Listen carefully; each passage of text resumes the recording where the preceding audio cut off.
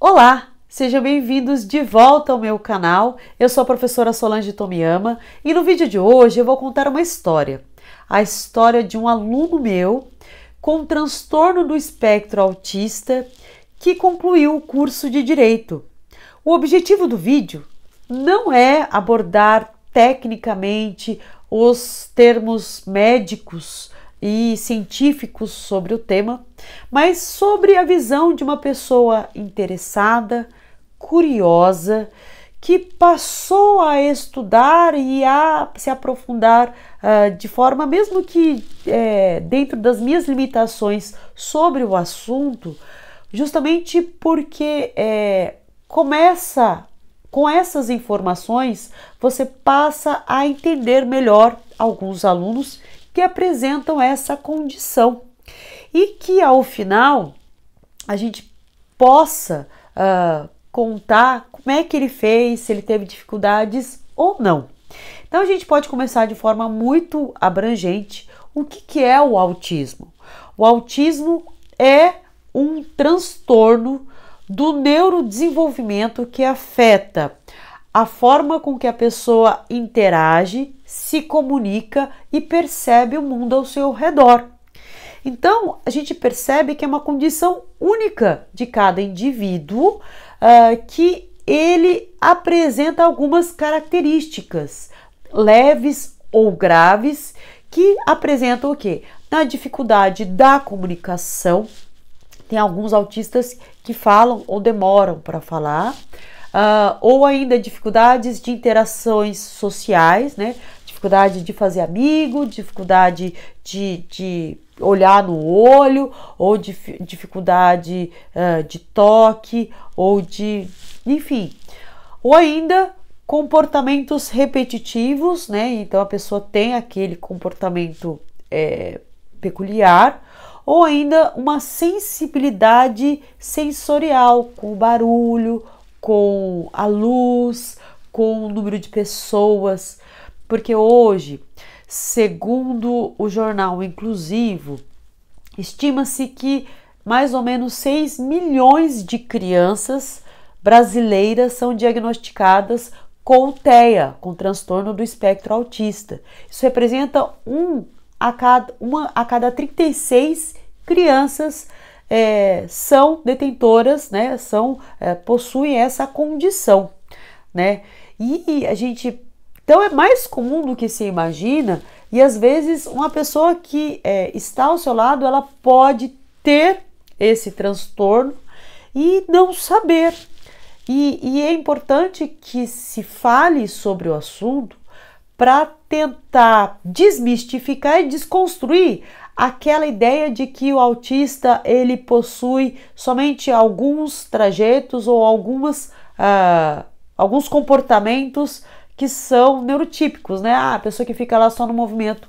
Não, pode ser leve ou mais acentuado, mas a gente percebe que cada vez mais as pessoas estão apresentando. E esse aluno em especial, eu comecei a perceber que ele era diferente quando ele foi fazer matrícula lá em 2008. Então, há 15 anos atrás, ele apareceu com o pai dele.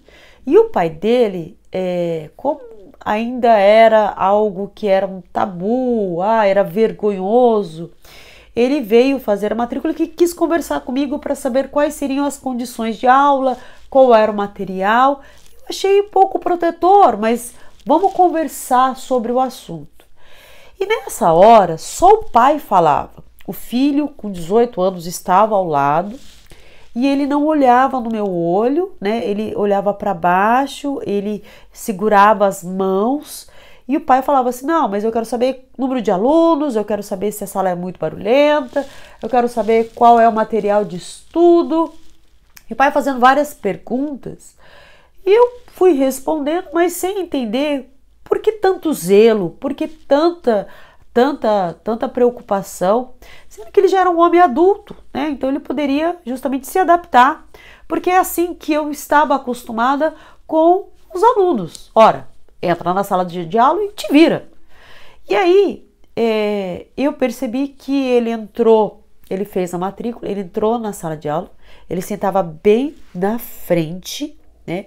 E ao sentar na frente, ele até tinha um jeitinho de arrumar as canetas, ele assistia a aula, mas ele não olhava muito no olho, ele só anotava e quando os nossos olhos se cruzavam, ele baixava a cabeça e ok, pensei comigo, tímido, né?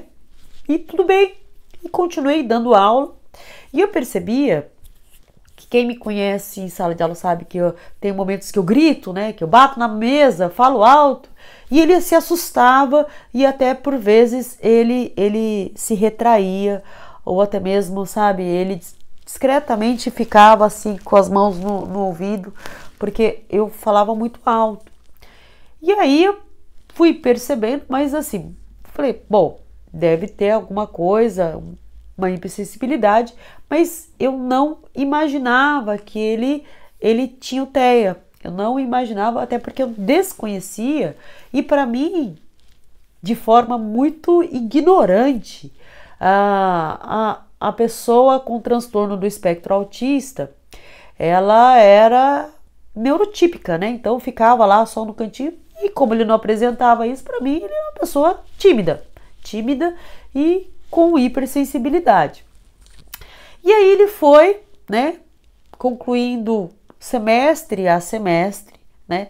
Quando tinha que fazer trabalho em grupo, ele não fazia, né? Ele procurava um jeito de fugir do trabalho em grupo, ou até mesmo ele fazia só com um amigo dele, mas ele não era muito de interagir com toda a sala. Mas eu respeitava, porque eu falei assim, não, eu acho que cada um tem o seu jeito de trabalhar. Tem que aprender na faculdade a trabalhar em grupo? Tem, porque a vida exige, mas eu não obrigo porque eu vou só procurando entender. Então, à medida que ele ia progredindo de semestre, eu conversava com ele, falava, e aí, como é que tá indo? Ele falou, não, ele abaixava, não, eu acho que eu tô entendendo. E ele foi se desenvolvendo aos longos dos semestres, quando? No 9º semestre, quando ele tinha que apresentar o projeto de pesquisa do TCC, ele travou. Deu um pânico para ele e ele desapareceu da faculdade. E eu achei estranho porque, né, eu falei, não, falta tão pouco para terminar e como é que ele desaparece? E aí eu liguei na casa dele, né, ele não me atendeu. Eu tentei conversar com o pai e o pai, de forma vergonhosa, disse que não podia me atender. E eu respeitei a hora o tempo do aluno. Só que a sorte é que o irmão dele estudava lá, né, em outro curso. E aí eu falei assim, oi, tudo bem? E o seu irmão, como é que ele tá? Né? Ele tá doente, e disfarçando, porque naquela época, né, que nem se falava muito, porque era tido como alguém doente, as pessoas, os familiares tratavam de forma assim, sabe, quase que colocando numa redoma e quase que escondendo. E aí eu fui me aproximando do irmão dele, até que ele falou assim, professora, eu vou marcar então do meu irmão vir conversar com a senhora. E aí então, passado quase um ano, né, do abandono dele da faculdade, ele voltou para falar comigo e ele falou assim, professora, eu fui diagnosticado, eu procurei médico e eu fui diagnosticado com uma doença. Eu falei, qual doença? E aí era tratado como se fosse uma doença e não uma condição. Qual que é a diferença? Ora, a doença, você, sei lá, ou toma remédio, ou, sei lá, fica convivendo com ela. O transtorno é uma condição que é inerente à pessoa, é como comigo, eu sou canhota, né? É uma condição minha, não escrever com a direita, escrever com a esquerda. Então é a condição dele que hoje eu percebo, mas que na época foi quase uma revelação, sabe? Ah, eu tenho. E eu falei assim, e você tem condições de voltar e concluir o seu TCC? Ele, com muito receio, falou assim, ah, professora, eu não sei se eu vou conseguir. E aí eu falei para ele, você vai conseguir, porque eu estou ao seu lado. E aí, então, a banca se reuniu, né? Ele se rematriculou, né, numa outra sala. Então, ninguém conhecia, então não tinha aquela coisa de discriminação, porque aluno, sei lá, aluno transferido, aluno que trancou e voltou. E aí, era mais um aluno para os colegas. E só eu sabia, e os professores. E aí, então, ele fez o trabalho dele dentro das limitações, dentro até mesmo da resistência que ele tinha, porque foi colocado que era uma doença, que era isso, que era aquilo. E aí, então, foi marcada a banca. Eu marquei a banca para ele do TCC à tarde, né? Estrategicamente para que, embora tivesse que ser pública, poucos iam poder assistir, até porque um aluno noturno não consegue sair do trabalho só para assistir uma banca de TCC. E finalmente, então, ele conseguiu concluir o curso, ele terminou o TCC e terminou de forma quase que um alívio para ele e uma vitória, porque ele percebeu que ele podia. E como ele está hoje? Hoje eu o acompanho nas redes sociais, né?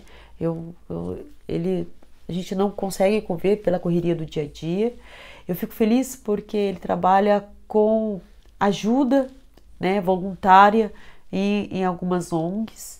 Ele auxilia até mesmo essas pessoas com transtorno do espectro autista para, então, suavizar ou até mesmo servir de exemplo. E o que a gente conclui com tudo isso? Ora, a gente tem que difundir e desmistificar e desconstruir aquela ideia de que o transtorno do espectro autista é uma doença. Não é.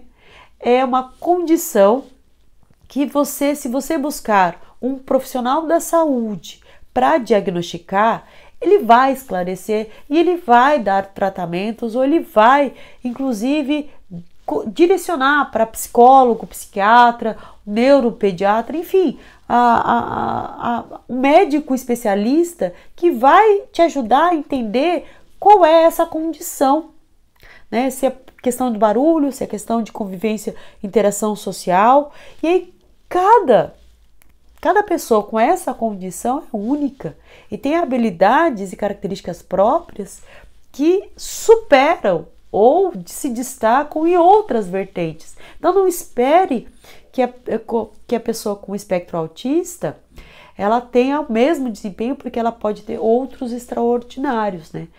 Haja vista o Lionel Messi, o jogador de futebol argentino, que é brilhante e que ele possui essa condição. Lembrando que nós temos a Lei da Política Nacional de Proteção aos Direitos da Pessoa com TEA, a Lei 12.764 de 2012, e recentemente a gente tem a Lei 13.977 de 2020, que instituiu a carteira de identificação da pessoa com transtorno do espectro autista. E essa carteira te possibilita, então, essa identificação sem ter que você se justificar ou explicar, ou até mesmo passar pelo constrangimento. Ok?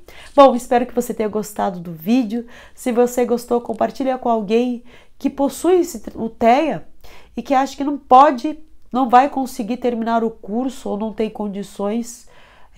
Tem sim. E eu percebo hoje, com essa divulgação de informações, que eu tenho outros alunos com TEA e que eles não sabem. E aí, de repente, isso justifica até mesmo alguns comportamentos ou algumas situações de estresse que causam justamente porque não sabe que tem. ok? E se inscreva no canal, porque assim eu sei que você gosta de vídeos assim como este, que eu faço daqui com muito carinho para você daí. Te vejo no próximo vídeo, um grande beijo!